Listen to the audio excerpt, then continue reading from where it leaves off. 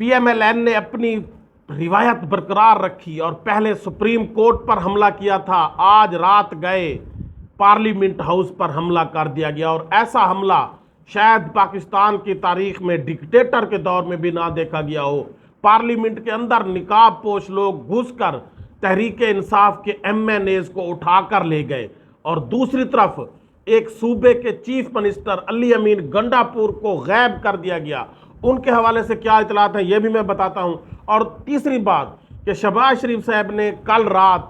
अपने इत्तेहादियों और अपने एमएनएज को एक इशाया दिया वजीर आजम हाउस में और उसके बाद ये कहा कि हमारे पास 2/3 अक्सरियत मौजूद है और हम कानून साजी करना चाहते हैं और हम पार्लियामेंट की बालादस्ती पर यकीन करते हैं। ये शर्म का मकाम है ऐसी स्टेटमेंट देना। एक तरफ आपने पार्लियामेंट पर हमला कर दिया और दूसरी तरफ आप कह रहे हैं कि हम पार्लियामेंट की बालादस्ती पर यकीन रखते हैं। रात सानिया 10 सितंबर को पाकिस्तान की तारीख में हमेशा याद रखा जाएगा और ये वो सानिया है जिसमें पार्लियामेंट, जो कि पाकिस्तान का मुकद्दस इदारा है, इंस्टीट्यूशन है, जहां पर कौम के फैसले करने वाले बैठते हैं, उस पर रात गए हमला कर दिया गया। और तहरीक इंसाफ के एमएनएज जो पार्लियामेंट के अंदर बैठे थे कि अगर ये कोई कानून साजी करना चाहेंगे तो हम मौजूद होंगे, क्योंकि उनको पता है कि इनके पास 2/3 अक्सरियत नहीं है और ये सिर्फ और सिर्फ ढिठाई और बेशर्मी से ऐसी बातें करते हैं फार्म 47 की हुकूमत। और ये चाहते हैं कि तहरीक इंसाफ के तमाम एमएनएज को गिरफ्तार करके हम, चूंकि वहां पर होगा कोई नहीं, तो हम झूठ से, जिस तरह हम फार्म 47 से हुकूमत बना चुके हैं, हम झूठ से पार्लियामेंट से कानून साजी भी करवा लेंगे और हम ये कह देंगे कि हमारे पास 2/3 अक्सरियत मौजूद है। और ये इंतहाई शर्म का मकाम है। पीटीआई के एमएनएज जो पार्लियामेंट के अंदर थे, शेख वकास अकरम, जैन कुरैशी, साहबजादा हामिद रजा,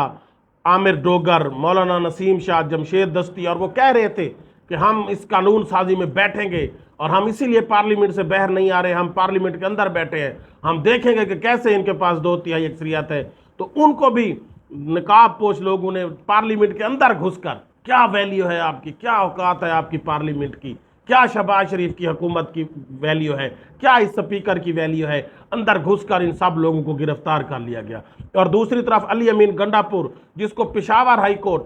2 दिन पहले 20 दिन की राहदारी जमानत दे चुकी है, उसको इस्लामाबाद बुलाया गया, उसके खसूसी मीटिंग का कहा गया और फिर उसको गायब कर दिया गया है। एक सूबे का चीफ मिनिस्टर जो अपनी सिक्योरिटी के साथ था, उससे कोई राब्ता नहीं हो रहा, सिक्योरिटी के एहलकारों से राब्ता नहीं हो रहा, उसके स्टाफ से कोई राब्ता नहीं हो रहा और उसको गायब कर दिया गया है। ये इंतहाई ढिठाई और शर्म का मकाम है और ऐसा ना तो शायद अंग्रेज़ों के दौर में होता होगा, ना ही पाकिस्तान की 70 साल तारीख में होता होगा कि एक सूबे का चीफ मिनिस्टर जो कि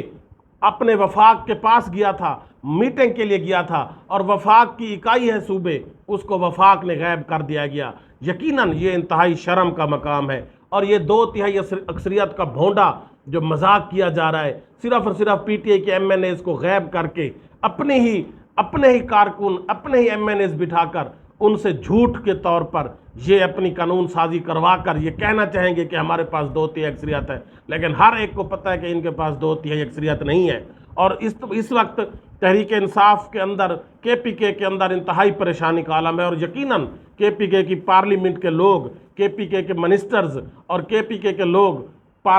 इस्लामाबाद पर चढ़ाई कर सकते हैं और वो आ सकते हैं एक बड़ी तहरीक की सूरत में। और जो हुकूमत जिस तहरीक को देर से शुरू होना था, यकीनन हुकूमत के इन ओछे हथकंडों से वो तहरीक बहुत जल्द शुरू हो सकती है। और ये इस हुकूमत के लिए, इस पार्लियामेंट के लिए इंतहाई बेशर्मी का मकाम है कि जिस पार्लियामेंट की बालादस्ती की वो बात करते हैं, उसी पार्लियामेंट में बैठे हुए पार्लियामेंटेरियन को निकाब पोश लोगों से गिरफ्तार करवा लेते हैं। गालिब ने ऐसे लोगों के लिए कहा था, काबे किस मुंह से जाओगे गालिब, शर्म तुमको मगर नहीं आती। अल्लाह हाफिज़।